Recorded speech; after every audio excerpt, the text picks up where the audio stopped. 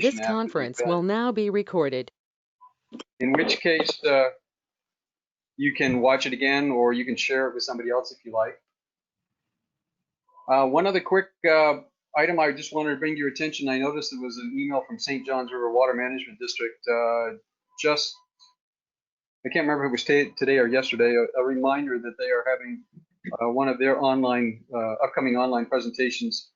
They were doing it weekly through the summer, and it looks like they're starting it again, and it'll be Thursday morning. It's on water-wise landscaping, so I probably will share that with everyone by email perhaps tomorrow morning.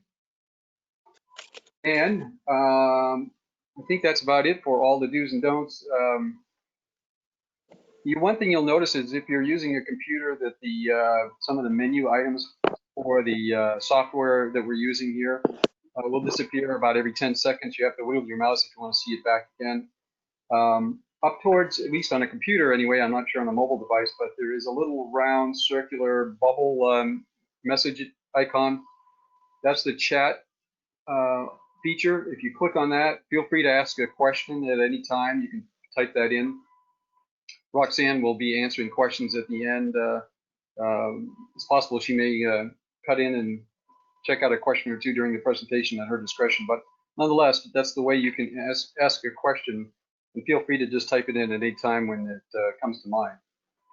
So Roxanne Groover is with us this evening. She's the Executive Director of the Florida Onsite Wastewater Association, and she will be giving us a presentation, as we mentioned in our newsletter, about septic systems, how they operate, some of the laws affecting them, how they're supposed to process waste, and all that kind of good stuff. So Roxanne, feel free to take it away.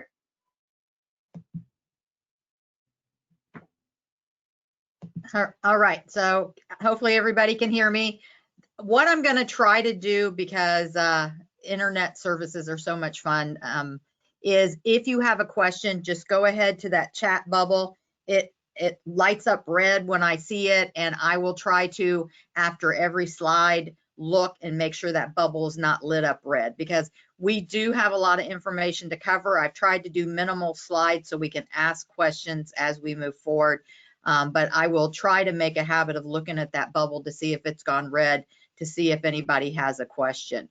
And I'm going to keep everybody on mute, and then you can unmute when you want to ask your question, or you can always just type out your question. I can read your question and then at least try to answer your question. We might find someone has a question that I won't be able to answer tonight, but I will certainly look into it and try to address it at a later time.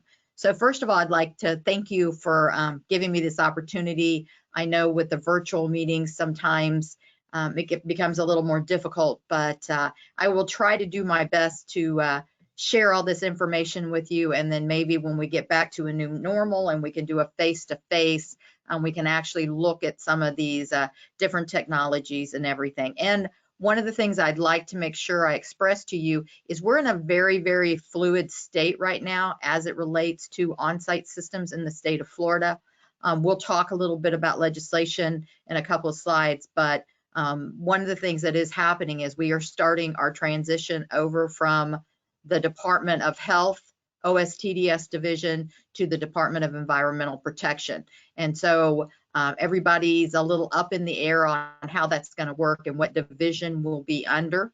We're hoping it's going to be smooth as far as permitting and things like that, but we're also hoping it's going to give us several opportunities, especially when it comes to funding, because that's sometimes a challenge. So just understand what we talk about maybe legislatively or rule-wise today could actually change over the next few months. So why are we having this discussion? We're having this discussion because it's sort of been forced upon us. And the first thing, we have talked about nitrogen and water for a really long time. I know my graduate project was back in the 90s. And I remember everyone telling me we would never be talking about nitrogen and on-site systems. So you're going to hear me talk about on-site systems, or OSTDS. What that means is the whole grouping of systems that we have. So we have conventional systems that were designed mainly for this drinking water type of standard. So properly sized, designed, installed, and maintained. These systems will do a really nice job on BOD, so biochemical oxygen demand, total suspended solids, TSSs, but more importantly, they do a lot for fecals. When we start talking about nitrates in drinking water, that's where the discussion changes. And so that's why we have these newer on-site systems, such as the NSF245, and we're going to look at those, the INRB, the in-ground nitrogen reducing biofilter, and performance-based treatment systems, because we're talking a lot more about nitrogen now than we have in the past. With that being said, though, like I mentioned, we have had these systems around for an excess of almost 20 years now. So they're not new. They're just newer to Florida because we tend to only put in what we're required to at a minimum, and we don't move ahead and maybe do things that we could. And so hopefully that's going to be some of the topic today is how do we become the first adopters? How do we bring this full circle to talk about personal responsibility and wastewater and other contributors? So the safe drinking water discussion has been around for a really, really long time. We know that we don't want nitrates in water. We know that it causes health concerns. So that's one of the reasons, but this is the big one. The reason we are having this conversation, and I truly believe this within my heart, is because of algal blooms. If this was still just a public health discussion, we wouldn't all be sitting on these calls. But because it has become a eutrophication challenge and because we see algal blooms, we are now having this conversation in Florida. I was part of the Chesapeake Bay on the Virginia side. Kevin Coyne, who's with the DEP on the BMAP group on the water restoration, was on the Maryland side. And we're very, very familiar with a lot of the discussions that other states have had quite a time back. So this eutrophication is what's really driving the conversation now. And the reason it's driving the conversation is because we are seeing these algal blooms. And when you look, and part of this conversation has to be where does it all come from? And by all come from, it's where are the nutrients coming from? And in the state of Florida, we tend to see nitrogen limited water bodies. And so what that means is when we get too much nitrogen into a water body, we end up with a challenge in that water body because we put that nutrient in there too heavily. And then those alga blooms that are there start getting bigger and they increase in volume. And then we see challenges. And now the natural grasses can't be there.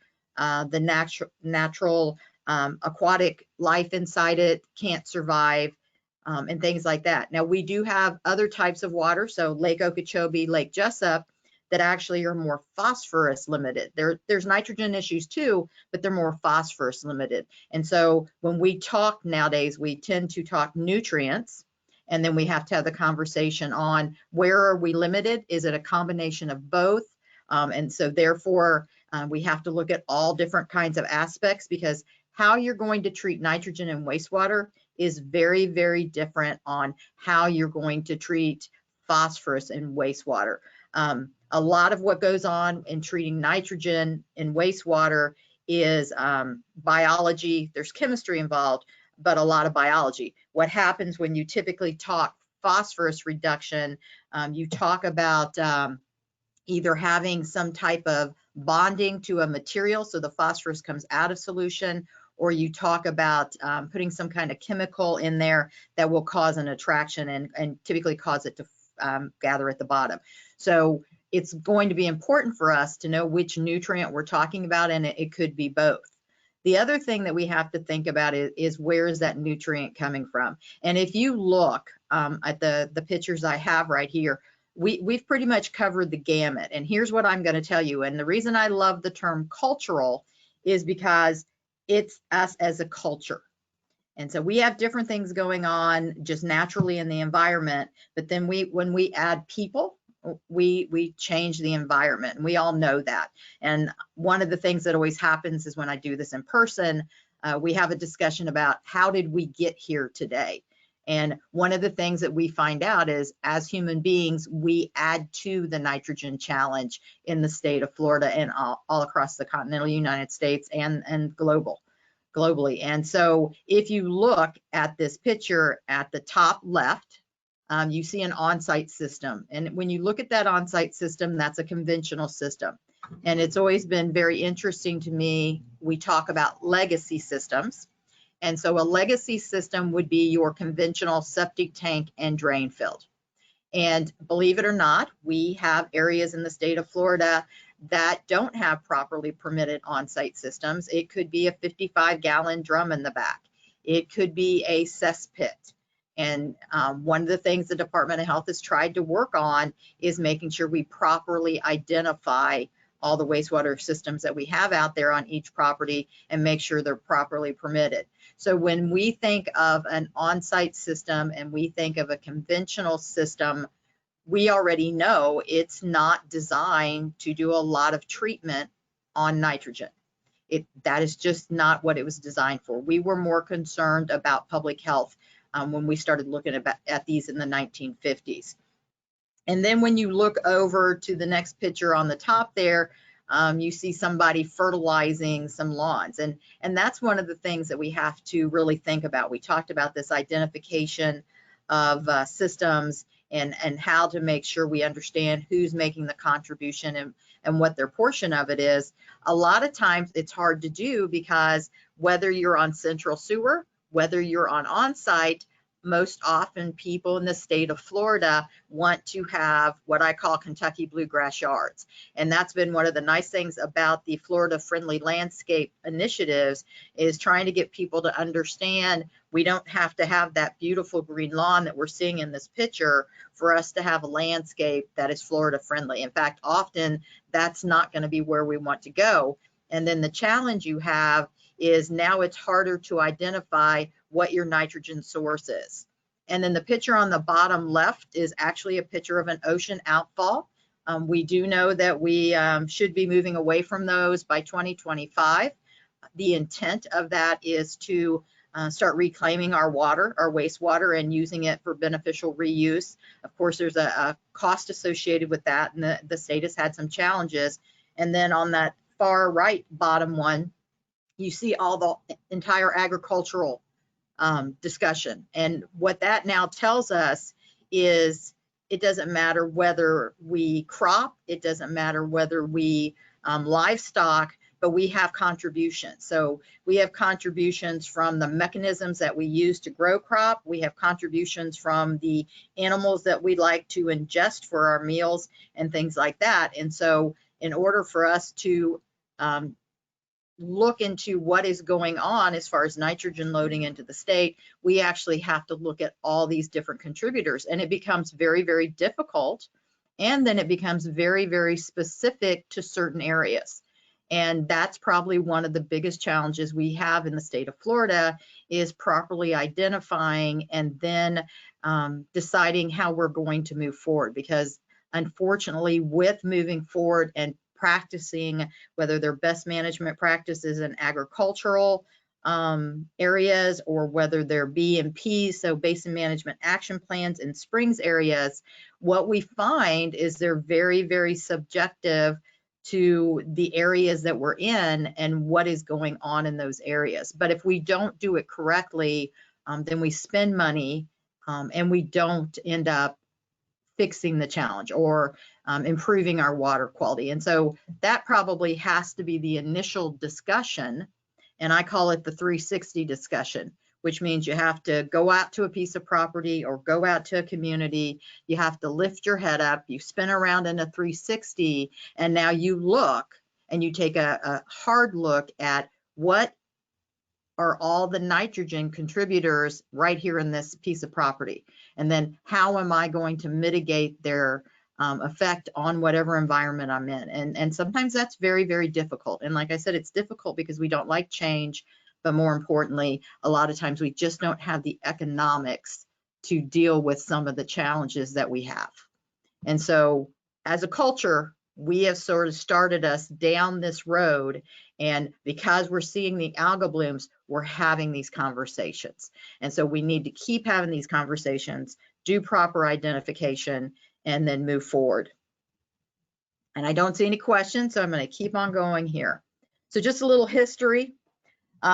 when you think about Senate Bill 550, I don't know how many of you are familiar with Senate Bill 550, but that was Senator Constantine. And this was sort of the first step to start really talking about Onsite's contribution to the nitrogen wastewater stream. And so there were a couple of main components in this bill as they related to us in the onsite industry. The first one was the move of land application from the DOH regulatory division over to the Department of Environmental Protection. So we have already moved one of our groupings over to the DEP.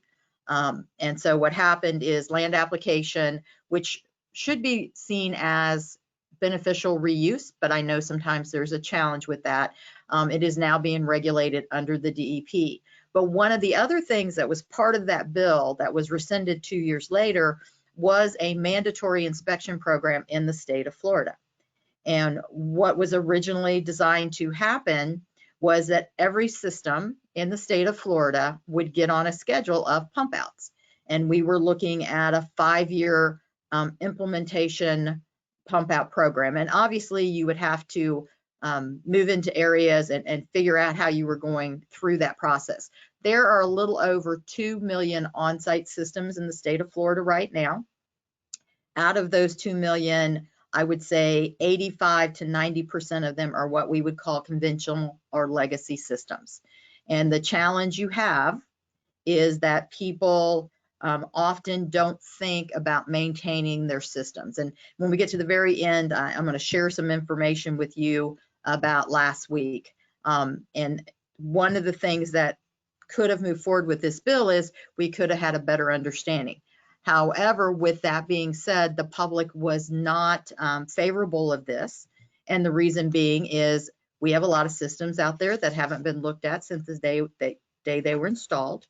And people were concerned that if somebody came to inspect their system, that there might be a challenge with their system, and then that would require them to either upgrade or replace their system. And because they're at that point, and right now, there really isn't a funding mechanism in place for a homeowner that would need that assistance to replace their system, there was tremendous pushback. Because as you can imagine, not a lot of people have a ability to just go ahead and pay to have a whole new system installed. So that pump out, that initial pump out, might have led to the discovery of some other challenges. So what we saw is 2 years later that they pushed back on that. And so we no longer have the ability to do mandatory inspections. Now, with that being said, there's nothing that stops the voluntary inspection program. Often when we talk about that, that's going to be at a point of sale or a real estate transaction, something like that. There is a piece of language in the code book and the statutory language that counties may not mandate a point of sale inspection, but there's nothing in that law that keeps a buyer, a seller, or a lender from asking for that inspection. And so we do see a lot of point of sale inspections being done in the state of Florida at the time of buying or selling homes, which is good because that now gives us the ability to look at the system. So that really was sort of our first step into having a conversation about on-site systems and environmental impacts in the state of Florida. And then when we step into 2016, we look at the Florida Springs and Aquifer Protection Act.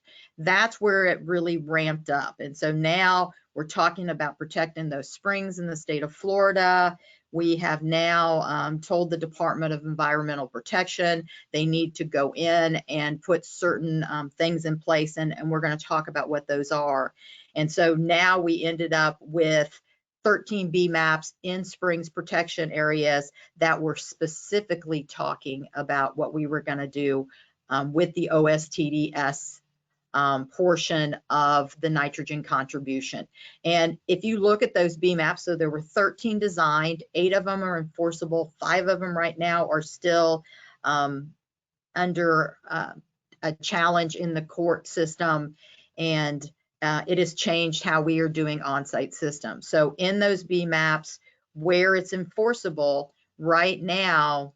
If you have a piece of property and you want to do new construction and you're in a priority focus area, so a PFA, in that area, you're less than 1 acre, you want to do new construction, you must, in order to build, either hook up to an advanced wastewater treatment plant, or you have to use nitrogen reducing technology. And we'll talk more about that. So that's that next step now in those areas where you're concerned, and most of those are related to nitrogen. That's what we were talking about, was nitrogen.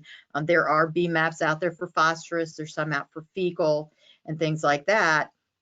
But that really started the movement towards really looking at Onsite, making some determinations on contributions, and moving forward with the water quality restoration plan. And so that was that next step. And you could see we had about 6 years, and there were bills that went back and forth during those years. And then the next really big one, and this one really impacts you, was Senate Bill 712. And we worked with Senator Mayfield over the last 2 years in talking about this bill. And so this bill has a lot of different things in it. It definitely tried to look at anybody that could be a contribution to nitrogen loading in the state of Florida, and also in some specific areas of Florida, Indian River Lagoon being one of them. And so what it does now is it sort of adds a little extra oomph in there. If you are ag, they're asking you to do some extra things. If you are wastewater treatment plants, combined with this bill and Representative Fine's bill that was signed by the governor a week or two ago, it makes wastewater treatment plants be a little more responsible. There's always challenges with current infrastructure and challenges with infrastructure. And then as it relates to on-site systems, we start to see that transfer move over to DEP. And what they're hoping with the movement over to DEP is, because we've been at the Department of Health so long, and the Department of Health has focused mainly on health issues, that by transferring us over to the Department of Environmental Protection, we'll really start to aggressively look at the loading rates of nitrogen from on-site systems. And then you'll see some tightening of some language as it relates to those B maps. So it's a very big bill. It does a nice job of addressing all the different contributors to nitrogen. It makes everybody a little more responsible for their piece of the pie. And you'll see why I'm talking about pieces of pie in just a moment. But it's going to start that transition from the Department of Health OSTDS program over to the DEP. If it's done well, it's going to be a really good thing, because it's going to operate and open up funding initiatives. It's going to be a little more aggressive on different types of technologies that we can use in the state of Florida, and it will move us towards looking at all those different contributors of nitrogen and having everybody be responsible at the same time, so we can see some water quality changes as we move forward. So that sort of takes us where we started to where we are now, and why we're really having some of these conversations. I don't see any more bubbles. So when we start talking about the DEP and what they have to do, when we talk about nitrogen loading, what we start talking about is water quality restoration processes. And so they are very guided in their processes. The first thing that happens is you have to look at these water quality standards, and those are sort of driven by the Clean Water Act. I'm sure everybody's aware that several years ago, the state of Florida was sued well, the EPA was sued because they did not enforce Florida's Clean Water Act. And so that is part of why we are also having this discussion, is we went from thinking we had a problem to understanding we have a problem, and now having to move forward with these assessments. And so when you have these assessments, what happens is there's a lot of monitoring that goes on. There's a lot of trying to understand where the contributions are and things like that, so that now we can actually walk into a water body and talk about these TMDLs, so this total maximum daily load. And to me, the best way to describe this, and some people say I go a little too easy on this, is how much of something can I put into a waterway before I impact that waterway in a negative way? And so, like I said, it could be nitrogen, it could be phosphorus, it could be fecal, it could be some kind of toxin. There's all kinds of things when you start looking at the impaired waters that we have in the state of Florida. And so what has to happen is we have to do all this monitoring and looking to see the quality of our water. And then we have to make an assessment on what's causing the challenge. And then now we have to turn around and develop a total maximum daily load. So now we have to look across the whole board and tell everybody that could be a contributor of whatever's causing that challenge in that water body, you can only put this much in. And so when we start telling people they can only put this much in, for us in the on-site industry, what that means is we now need to treat wastewater to a much higher standard at that little place in your house. So that conventional system is no longer good enough for what we need to do. We don't want to load any more fecals than we need to. We don't want to load any of the nutrients that we shouldn't be loading. So that now takes us into what do we do technology-wise to address these concerns? And then in certain areas, it leads you into these basin management action plans or these BMAPs. And that's where we saw the whole Springs initiative move forward. I think as we move forward in the state, what we will see is that process being applied a little bit differently in areas. And what I mean by that process is we now have these pies. And so the one thing about a pie is always 100%. And what happens, and this is what happens in the BMAP, and I said on all these committees, and like I said, it is very, very different. It depends on the area you're in. So if we look at the WIKI INSILT, and so if you're not familiar with this INSILT, what it is, it's a nitrogen source inventory loading tool. So nitrogen source inventory loading tool. And what it does is it uses a modeling program along with input from different things to go in and look at everybody's contribution. And so if you look at this one, you see that WWTF is the wastewater treatment plants. They're only 5% of the loading that we see in this area. And then you look at the little bright green area, septic systems are considered 30%. And then if you look, you'll see urban turf and sports turf fertilizer are about 28%. So sports turf is your baseball fields, your golf courses, your soccer pitches and things like that. And then urban turf fertilizer is that beautiful green lawn that we like to see. And then you go over and you see farm fertilizer, you see livestock waste, and then you see atmospheric deposition. One of the things you won't see is a game plan to deal with atmospheric deposition right now, but it still needs to be a placeholder because we know that in certain areas it can be extremely high. So we need to keep it as a placeholder, but it unfortunately at this point in time is not really one of the ones that we can go in and we can say, let's work together to do something to decrease the loading rate. And so what we can do with all these other categories is if we talk to the livestock or the farm fertilizer, they have B&P, so best management practices. So there are different ways that they can do different things to lower their contribution. When we start talking about the urban turf fertilizer, we can have the ordinances and hopefully get some kind of enforcement in them. Sports turf, a lot of times if they are maintained by larger industries, what you'll see is they do a pretty nice job because they don't want to spend money for fertilizer that they don't need to keep those greens really nice. And then the septic system, in this case, you can see it's a rather large piece of the pie. And one of the things that happened in the BMAPs is if you were seen as an excess of 20% of the loading rate, then they had to develop what they called an OSTDS remediation plan. And so in this case, we would have had to go in and develop an OSTDS remediation plan. And what that plan did was it said, in this community with this many on-site systems, how do you plan on lowering your input to whatever waterway we're looking at? So is it going to be, we're going to do upgrades to nitrogen reducing on-site systems? Are we going to do advanced wastewater treatment plants? Are we going to do a blend of both? And that typically needs to be what happens in those communities. But now that OSTDS remediation plan is required to come up with a way to lower that loading rate. And we not only want it below 20%, we want to get it down as low as we can. And like I said, a pie is always going to be 100%. So as one area goes down, the other area is going to pick up more.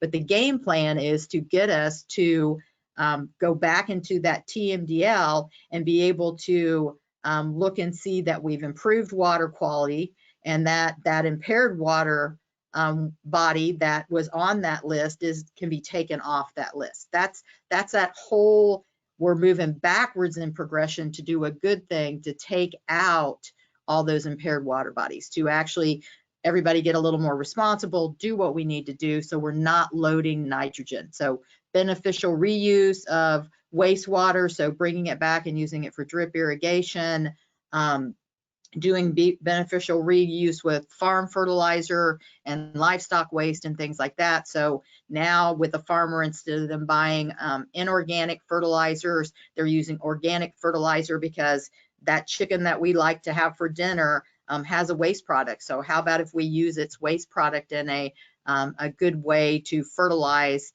that orange that we'd like to eat later today? And so that challenges these communities to move forward with these plants. But for the OSTDS group, it gives us the opportunity to share information with folks about the different types of systems that we have out there. Because when we look at that 30% loading rate right now, 90% or more of those systems in that area are what we call those conventional legacy systems, and they were not designed to treat on nitrogen. So I see a question. Let me see what I've got. All right, so the question I hear is, does everyone share the remediation equally, or do you go for the biggest bang for your buck? What is supposed to happen is you are supposed to look at the biggest bang for your buck, because we have a very limited pool of money to deal with this. So what you want to do is, if it takes, I don't know, let's say it's $72 a pound to treat on-site waste, but it's $25 a pound to treat farm fertilizer waste. What you might find out in a certain area is it's going to make more sense to look at that farm fertilizer first, because you're going to get more bang for your buck. But with that being said, we don't always see that happening. And it doesn't matter whether it's us, it doesn't matter whether it's the farm fertilizer or the urban turf fertilizer. A lot of times we have a hard time coming up with that number that says, how much is it costing us to remove that pound of nitrogen? And where did that number come from? And is it a true number? But we are supposed to do more bang for your buck. That is part of that. When you read what the law told you, is we were supposed to look at what's more effective and efficient. And then the other one that you add to that bang for your buck is, how quickly can we enact it? Because one of the discussions we have, especially as it relates to wastewater and central sewering, so expansion of the central sewer pipe, is in some of these areas, we're not going to move forward with that central sewer plan for a deadline date of 20 years. And the one thing we all know is, with construction, sometimes that 20 years turns into 25 or to 30, and then the price goes up. And so now you have to not only say, how much is it costing me per pound to remove nitrogen, but also how long is it going to take me? And by doing nothing or doing too little right now, am I harming myself more? And so that becomes a big discussion right now, because every community is supposed to be doing feasibility studies as it relates to wastewater. And so in that feasibility study, that community is supposed to say, here is my all over game plan as it relates to wastewater. So in this community, I'm going to do this. In this community, I'm going to do that. And one of the things you see is often you're at a 20, 25, 30-year plan before you plan on getting your central sewer lines out to that subdivision or anything else. So now what we have is we have a 20-year gap that we are still contributing that loading of nitrogen at that level. So that becomes another difficult conversation to have. So it is about pounds and better bang for your buck, but then you also have to look at that, I call it the period of inactivity, and what's going to be happening between now and then when we do it. And that I think is when we have to work together and start looking at all of our options. And sometimes we don't share or play well together. Nobody wants to say, I need some help from them, or, you know, I'm willing to give you help. One of the things well, it was in my abstract, I'm an engineer by training. And the one thing I will always tell people is we've all got to come together, but certainly when we talk about the wastewater, the human wastewater portion of this, we have to understand that this is going to be a marriage. It's going to be a marriage of individual small on-site systems, conventional legacy ones. It's going to be the alternative systems, the nitrogen reducing systems, single family, but also what we call cluster or decentralized. And then it's going to be big pipe. And if a community goes in and looks at all 4 of those options, they can come up with a plan that is going to treat their nitrogen loading from wastewater in a much more efficient, expedient manner. But when we instead decide that we can't play well together and mix those up, we sort of handicap ourselves. And that's, you know, I've been in this industry for 20 plus years, and that's probably one of the biggest challenges as I see is we don't want to mesh those together and realize what we need to do for the community. So hopefully that answered your question. So I think we're going to see a lot of pies everywhere. I don't think it's going to be unique to just the Springs area. So the big thing we have to look at is how do we achieve these? We talk about priority focus areas. So whether you're looking at surface water, whether you're looking at springs, whether you're going to be looking at the Indian River Lagoon, or any of the other water bodies, what you have to do is you have to find an area that is really concerning to you. And first of all, you need to properly identify it, and then you sort of look at that. We can't just say we're going to fix everything. And so we have to go to a critical area, and critical can mean different things to different people. When I think of critical as it relates to nitrogen loading, I'm looking at environmental concerns. When it's on-site systems, what kind of soil do I have underneath that on-site system? What kind of spacing do I have between surface water, groundwater, things like that? What kind of density and population do I have? What are the further or the plans for growth in that area? And that's how I tend to go in and pick out a critical area or a place where I really want to focus. Sometimes it can be your older neighborhoods, but sometimes it's not your older neighborhoods. And so communities have a hard time to really try to look at all those different parameters and figure out where they're going to do it. And then you sort of have to look at, and as they did in this BMAP areas, then you start expanding it out. Because one of the things that happen is from year 0 to year 5 in these springs areas, pretty much the only thing anybody was focusing on when it came to OSTDS systems was new construction. And so what you had is a continual loading of those existing systems from year 0 to 5.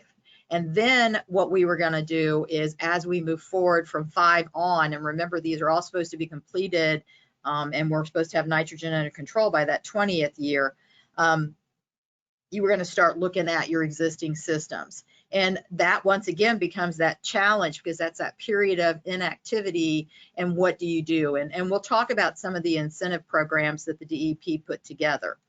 And then you have to look at these 5, 10, and 15-year milestones, and you have to be adaptive in your approach. You don't want to spend 20 years doing the wrong thing. And so you want to make sure you really look at where are you in that 5, 10, 15-year plan.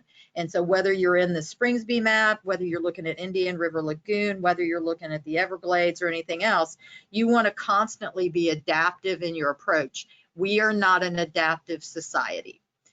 We tend to like to say, this is what we're going to do up to 20 years, and we're going to stick with it. And we're not going to modify our thought process, even though we can see it's not working. And I'm not sure why we are that way. I think a lot of times we have a hard time with saying, you know what, I know more now 3 years later than I did 3 years ago, and it's nobody's fault, but we're gonna sort of derail this one and start moving somewhere else. And I think that needs to become more of our nature, especially as it relates to these challenges we're having with water quality in the state of Florida. It's okay to look at projects and to put projects in place, but it's okay to go back and assess them and find out they're not doing what we wanted them to do. Nobody's at fault. We just get wiser. And sometimes the only way you get wiser is when you try some of the new stuff that's out there. And like I said, a lot of what we call new things has been around for 20 years plus. You have to put these projects in place, and then the bigger probably thing is you have to figure out how you're going to fund them. One of the things that we have found, and we're going to talk about public buy-in towards the end, one of the things that we have found is a lot of people are very good at speaking out against things and feeling like we need to do something to protect the environment. But when it comes to their personal involvement, especially as it applies to economics, then the problem is not quite as pressing. And so as long as they're telling somebody else what they need to do, that's one thing. But when they need to actually walk the walk and not just talk the talk, that tends to be a lot of times where we have some of those challenges. And that's why I really am thankful we're having this conversation, because I'm hoping your group can get this message out to other folks that nobody's done anything wrong. We just need to be better. And there's lots of areas that we can be better in. So I sort of took you through a little bit of history. I've told you some of the ways that they're planning on doing some things. So now let's talk about the technologies that we have out there that can do reductions in nitrogen. And we also have reductions in phosphorus. We don't talk a lot about that, and the reason being is because we're not as bound by phosphorus loading and things like that as other states are. I consider it one of the easier ways. We typically put in some kind of catchment basin, and we put in a reactive media, and we run the treated wastewater through it. And a lot of times what will happen is the phosphorus will bind with that reactive media. And then once all of that pore volume is bound up, then you go and remove that, and then you put new things in. Or like I said, you can put a chemical drip feed in and remove it that way. The nitrogen is more difficult for us because it's our challenge. And then the second one is because certain things have to happen. And so we need to get control of those kinds of things. So we have the ability, we have the technologies out there. Unfortunately, they cost more than the conventional systems. So typically when we talk about nitrogen reduction and OSTDS systems, we talk about a 65% reduction. So we're not talking a hardcore number like when we talk about drinking water and we don't want it above a 10. What we're talking about is typically a reduction in the percentage of nitrogen that's going in. And one of the things that happens is there's a tremendous variation in the amount of nitrogen that people have in their individual wastewater. And it depends on different things. You have mass balance, you have people's diets, and all kinds of things like that. So where a wastewater treatment plant might have a number, typically advanced wastewater treatment, it's by a flow, how many gallons a day a plant treats, and they're either a 3 milligrams per liter, a 6 milligrams per liter, or a 10 is their final discharge point at what we call end of pipe, so EOP. For on-site systems, what they're talking about is a 65% reduction. It could be end of pipe, or it could be with the soil component, because in the state of Florida, unless you're in the Florida Keys, every one of your systems will go into a soil component. So we don't do what is called direct discharge. So on-site systems don't go to a drainage ditch, they don't go to an ocean outfall, they don't go to a pond or anything like that. They go into a soil, a subsurface soil component along with their treatment, and you can actually get further treatment in that soil component. So that's why we talk about a 65% reduction. And so in the state of Florida, what happens is we have 3 different types of systems that will do that 65 or greater. 65 is just the minimum, or greater reduction. And so we have what we call the INRBs, and we're going to go over these, the in-ground nitrogen reducing biofilters. We have NSF-245 systems. So NSF is a protocol. Originally, NSF was called the National Sanitation Foundation. I have sat on the NSF Joint Committee for Wastewater for about a decade now. The committee has been around since the 70s. And so the 245 protocol is one that we developed to address nitrogen. Originally, it was going to be a nitrogen and a phosphorus protocol, testing protocol, but because they're so different, it ended up being a nitrogen protocol. And most states do have more of a nitrogen concern than they do a phosphorus concern.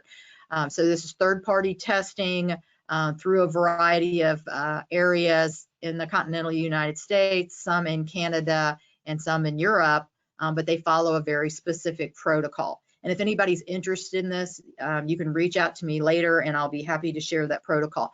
That's also where we have NSF-40 systems, which are the basic ATU systems that we have. And that protocol was written to deal with BODs, TSSs, but it did not necessarily have a nitrogen component because that was a protocol we wrote way back in the 70s. And then the last group we have is what we call performance-based treatment systems, or PBTSs. Those originally started in the Florida Keys. What happened years ago is we realized how crucial the Florida Keys were.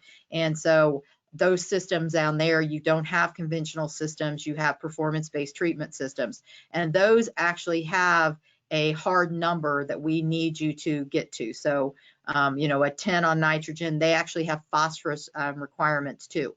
And so those are going to be designed by engineers and they're going to meet a certain treatment level. So this INRB, I'm sure a lot of you have heard about this. So they call it the layer cake, they call it the mulch system, but what it is, it's an in-ground nitrogen reducing biofilter. And so if you look at this picture, you'll see that dark black area at the top is the drain field. So it's just like your conventional drain field. In fact, this is a class I taught today. And then underneath your drain field, that's sized the way you would size it based on your bedrooms and slightly limited soils, you would now have 18 inches of what we'd call an unsaturated nitrification zone. And that nitrification zone is going to be a type of sand. And so what we want to happen is we want to have aerobic processes go on. So we want the conversion of ammonia to nitrates in this top layer. And that's what's going to happen if you get the right kind of bug population and you load it properly. So you've got 18 inches of unsaturated nitrification soils, and you can see what'll happen is this is going to be a foot bigger all the way around than your drain field. And then underneath that, you have a denitrification zone, and that is going to have a lignocellulose material mixed with an aggregate and more of a loamy aggregate, and that is going to be our denitrification zone. So that's where we're going to see an anoxic zone, and we're going to see a different type of bug population, and we're actually going to see the conversion from nitrates to nitrogen gas and have that move forward. And then there's a vertical separation of at least 6 inches between the seasonal high water table and the bottom of that soil denitrification area. And so what happens is that denitrification zone is going to be a lignocellulose material. And so it can be hardwood mulch, it can be shavings, it can actually be urban. So that picture to the top right here is what we'd call urban waste. So think about it when all the trees blow down and the city trucks will come by and pick up your stuff and they can shave that. So what happens is this is your carbon source for that denitrification process.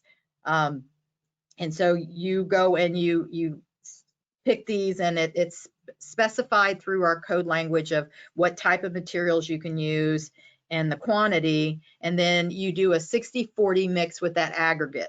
And the reason you do a 60-40 mix with aggregate is water and wastewater will always go the path of least resistance. And one of the things you have to think about in media filters, and this is an in-ground media filter, is something they call short circuiting.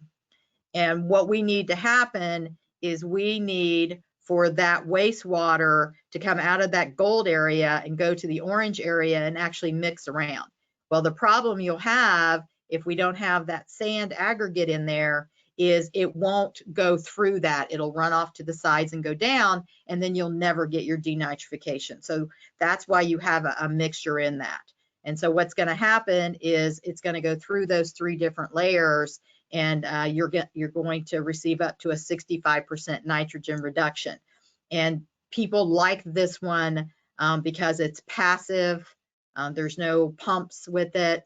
There's no requirement for an operating permit from the Department of Health, which means there's no fee with that, nor does the Department of Health come visit you once a year. And then there's no maintenance entity.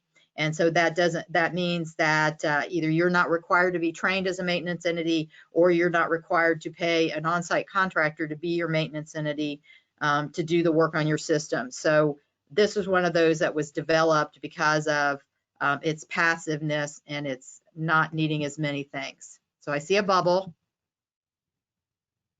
So the question on this one is that this type of system has to be renewed after what period of time? These are newer. We've had them in the ground probably since 2013, 2014. The lifespan on this one, based on the media you choose and the loading rate, can be anywhere from 10 to 30 years.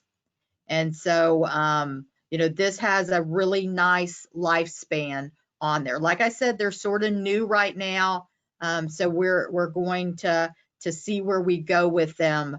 But yeah, we are expecting, when you look at the lignocellulose material, and you look at the breakdown of these, you typically don't see them breaking down before that 10 to 20 year time frame. So you should see these sited properly, installed properly, and utilized properly 10 to 20 years. And so that's made them a popular system because there is no operating permit, there is no maintenance entity, and they should have a really nice lifespan.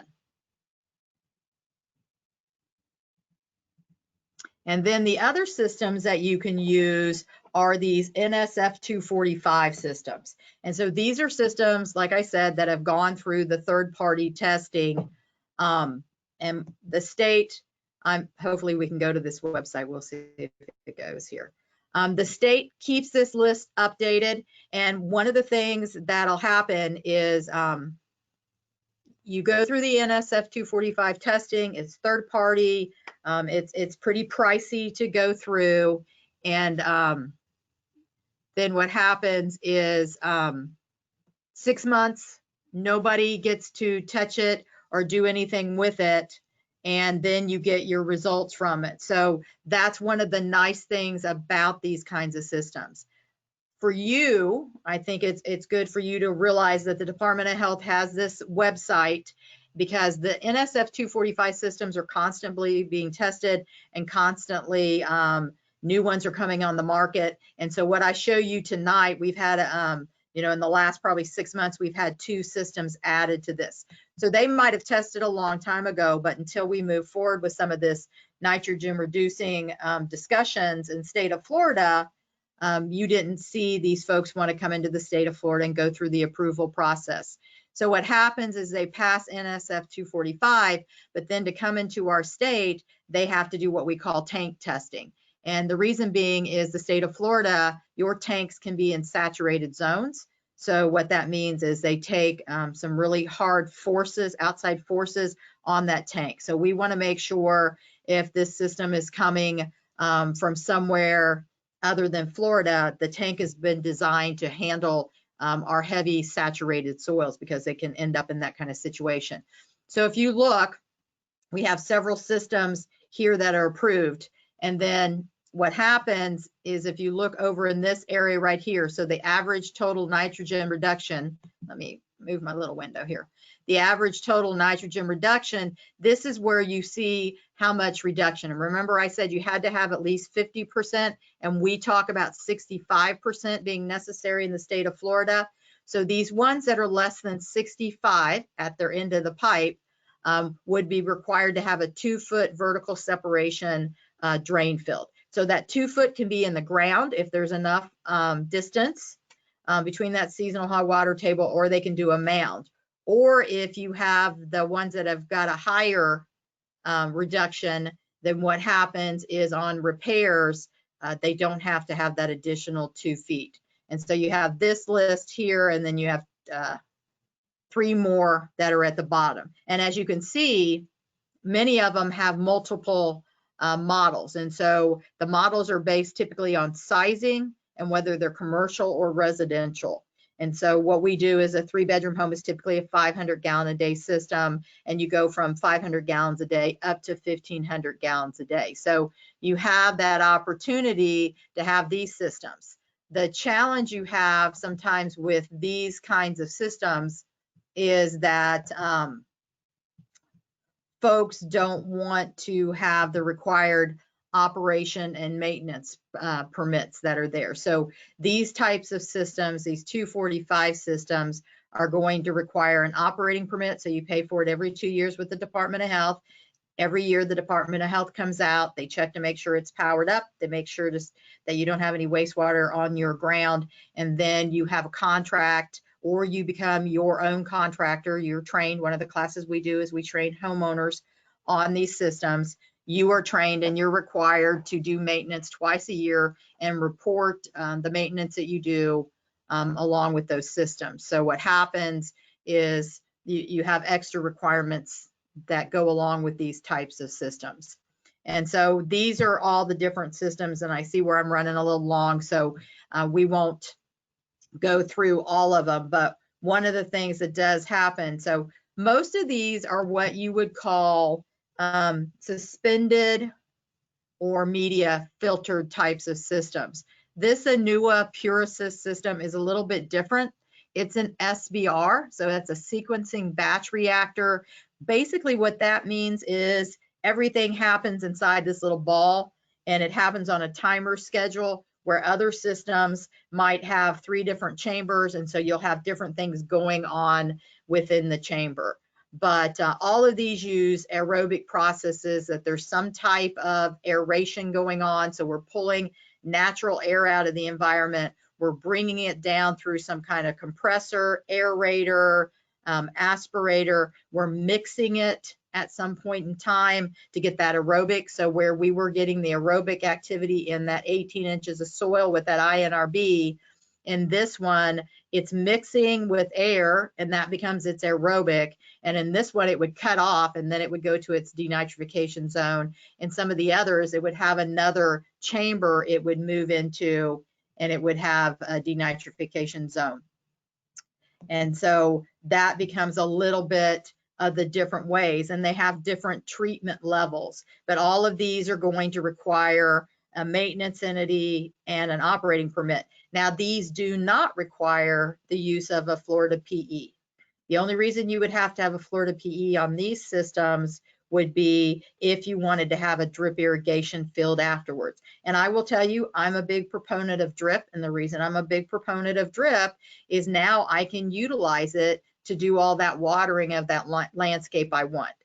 Drip is small, diameter 2 with little tiny holes in it, just like you think about drip irrigation for just regular water. You can use your wastewater. You're not going to get all your nitrogen out. That's perfectly fine, because you're going to be within that root zone. It's going to be nitrate, which is what that plant wants to fertilize with. And so now you can take your wastewater at your own home and become that closed loops kind of system where you are using a beneficial reuse of your wastewater. So I am a big fan of drip, even though they require PEs to do it. We're working on that one. And then the last system we have out there are these performance based treatment systems. And what you'll see in a lot of cases, these PBTSs are actually the 245 systems now, but we didn't have the 245 back when we were doing the Florida Keys. So they came in and went through the Florida performance-based treatment protocol. And then now that we have 245, they've come back out and they use the 245. So if you're not going to get some of the extras that you get with these PBTSs, it makes more sense if the only thing you're worried about addressing is nitrogen, that you just go with a 245 system, the exact same system. If instead you need to have a bigger house on a smaller lot, you want to have increased flows, you don't make setbacks, this is where you would use a performance-based treatment system, because that allows you to do those kinds of things. So where do we go from here in closing? The biggest one is we've got to have a marriage. We have got to get people to really think about the options, put their heads up, do that 360 look around and say, how do we blend wastewater as a whole to meet the needs of our community? And understand it could be conventional or it could be an advanced wastewater treatment plant, but it's going to be some kind of mix with all of them. That's how we best serve our communities. We have to have good training, both contractors, regulators, folks such as yourself. And one of the biggest one is the funding suppliers, that they need to understand that we can fund these. When I came to this state, I've been with this group since 2005. Prior to that, I was a consultant engineer. We would get funding all the time in other states, New York, Kentucky, West Virginia. And when I came here, I was amazed that we didn't have the same funding opportunities with federal and state funding that we have in other things. And then we have to make sure that we have that fair share on infrastructure. So this was a really nice program that the DEP put together. It was a septic tank upgrade initiative program. It was only available in 9 communities that were part of those 13 BMAPs. And what it did is, if you remember, I said the only thing that was required in the BMAPs in the beginning, and I see 2 questions, was new construction. Well, what this did is it said, hey, homeowner, when you come in today to replace your conventional system with a new conventional system, how about if we incentivize you up to the tune of $10,000 to use one of these NSF245 systems or INRBs? So what the DEP was able to do is retrofit 1,054 homes with nitrogen reducing systems. So when you think about that 1,054 homes, the amount of nitrogen that was pulled out of the environment was unbelievable. And if they wouldn't have had this incentive program, those homes could have gone back in as conventional systems. Now, what happened is we ran out of money in May. The governor put another $8 million in the budget for us to use this year, but they're changing up the process on how this funding is available. And so we're having to work through that right now, because we have a lot of homeowners that haven't been able to take advantage of this incentive program. So the question I see is, what is the cost of these 245 systems compared to a city sewer cost for the individual monthly? Depends on your area that you're in, and it depends on whether you're talking about true cost or you're talking about the cost of the program after it's been partially funded. So here's one of the things I will always tell people. When your city is talking about doing anything as it relates to water, you want the true cost before funding initiatives. So we want to know what it's going to cost before I get any grants, before I get any loans, before anything else, because that's the only way you get a true cost. So in some cases, what you'll see is we run about equal. And in some areas, we actually can get 2 or 3 systems in for the cost of a city hookup if you take out all the funding initiatives. And if you remember this year, when you looked at the budget that the governor signed off on, a lot of the things that he removed from the budget were septic to sewer funding dollars. And so now communities that thought they were only paying $7,000 for a hookup are now paying $23,000 for a hookup. And it was as when they talked about it in public meetings, they had already planned on getting those grants or incentive fundings, and then things just didn't happen. So it really depends on where you are, what kind of roadways you have in place. They call it being improved. So if the area hasn't been improved, so they're gravel roads or they're even paved roads out to a community, and they don't have storm drainage on the side, or they don't have sidewalks, that's going to be a lot less expensive to sewer than if you have to go in and you have to start digging up hard roads and things like that. So it really depends. The other thing is, your second question is for the individual monthly. we're hoping as we transition over to the DEP that we can make it more of a monthly thing. So instead of that homeowner having to, like they do now, write a check for the entire amount, that they could actually do the same way they do with a sewer connection, is that there would be a monthly stipend that they would pay, or a monthly amount that they would pay that would cover the cost over the next however many years that they're on that service. And that is something that's a little bit newer that people are having to learn to fund, because we typically haven't treated on-site systems as part of that whole giant wastewater infrastructure. And if we could get around to doing that, then we would be able to do better with this marriage, because often that charge is going to be less than your sewer and water bill. And then the last thing we talk about is this public buy-in. And so this is sort of my last little point that I want to make, because I'm going to assume some of you guys are on on-site systems. And well, come on, don't fail me now. Last week was Septic Smart Week. And so September 14th through the 18th was Septic Smart Week. And what happened is, several years ago, the EPA actually came out and said properly designed, sited, maintained systems can actually be part of the permanent infrastructure. We don't have to think of these as secondhand systems. But they said what was really important, and what people miss, is that you need to understand what kind of system you have, and then you have to do some proper maintenance on it.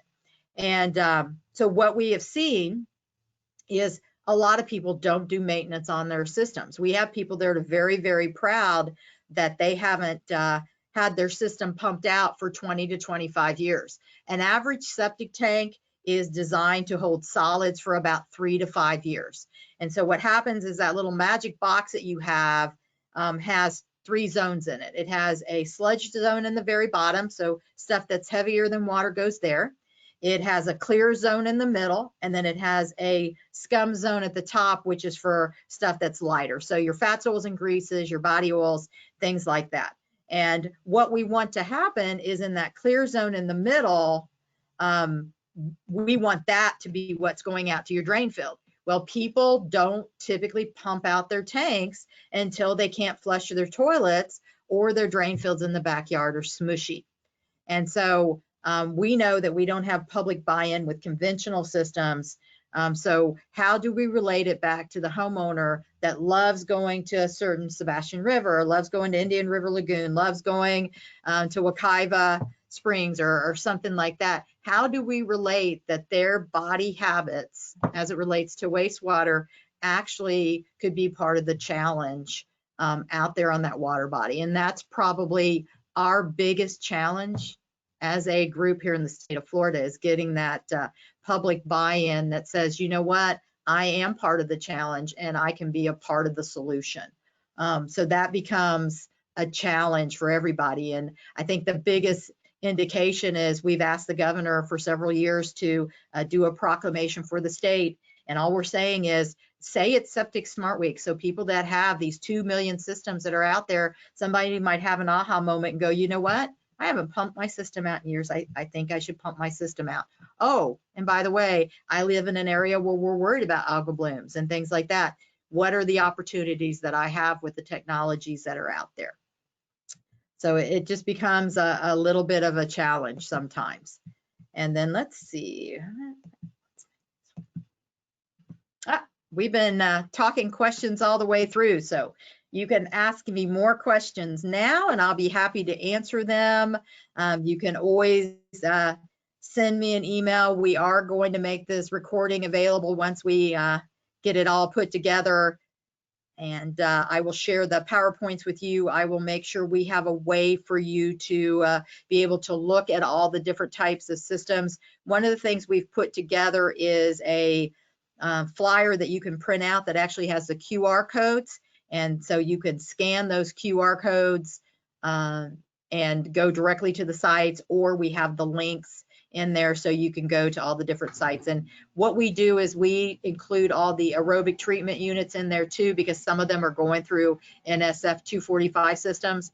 And we also include the ones that the state of Florida hasn't at this point in time approved, because like I said, several, I think I heard 4 last time I talked to Debbie Tipton at the state of Florida. She's the one in charge of that program. I think we had 4 systems that are in the process of getting approved for the state of Florida. So with that, I'm done with my presentation. I'd be happy to answer questions, and I thank you so very much for allowing me to be part of this, and I hope I've shared some information with you. Well, Roxanne, thanks so much for the presentation. Anybody feel free to unmute yourself if you have any last minute questions or type them in. If not, Roxanne is available through her organization to contact and chat with by email, and I will put out some follow-up information once she has the video available and reference some of the handouts she's talking about. But if there are no further questions, once again, thanks, Roxanne, for giving that very detailed presentation. Certainly there looks like more options than when I built my house probably about 10 or 12 years ago, which is good to know. And we can certainly try and work on spreading the word a little bit and getting that public buy-in, as you mentioned. Well, thank you very much. All right, thanks. I see a bubble. Let's see what the bubble is. Oh, just a thank you. Well, thank you very much too. All right, well, I guess I'll end the presentation, and everybody just reach out to me and I will try to get this information back to you as quickly as possible. I have a couple classes left this week, so it'll probably be by the end of next week. Thanks. Thank you. Bye, everyone.